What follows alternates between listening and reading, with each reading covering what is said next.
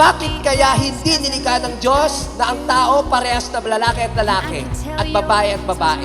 Bakit Gibson at Jen? Dahil maliwanag sa isip ng Diyos na ang pagsasama nila ang bubuo at magpapabanal sa kanila. My love will never fail you. My arms will always save you. I will make you, I will make you mine. I swear to always fight for us, and I swear no one Gibson, bukal ba sa iyong loob ang iyong pagparito upang makaisang dibdib si Jennifer na iyong pakamamahalin paglilingkuran habang buhay? Opo, Father. always. Ganun. Ganun. Akala ko dalawa na tayo.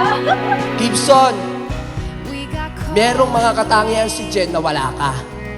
Pero bilang mag-asawa, i-share niya sa iyo para makumpleto ang pagkatao mo. Trying to figure out. Jen, may mga katangian si Gibson na wala ka.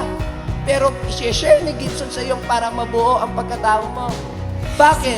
Nasa isip ng Diyos na ang kukumpleto sa pagkatao mo. Think it's the choice we make. Oh, and I choose you for the rest of my days.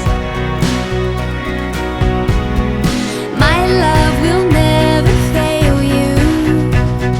My arms will always save you.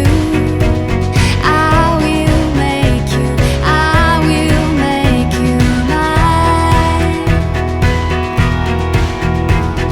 I swear to always fight for us, and I swear no one can touch this love. Oh, I will make you, I will make you mine.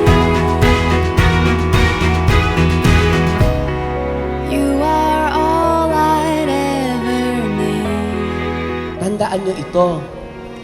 Pag nagkalamat ang katapatan, You are mahirap nang ibalik. all I could. And as you start your new life as a married couple, please always take good care of your faithfulness to one another, to each other.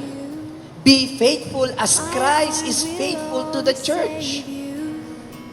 I will make you. Jennifer, bukal ba sa iyong loob ang iyong pagparito upang makisang dibdib si Gibson na iyong pakamamahalin at paglilingkuran habang buhay? Opo, pa. No one can touch. At ang ikatlo, ang pundasyon ng anumang relasyon ay walang iba kung hindi ang pag-ibig.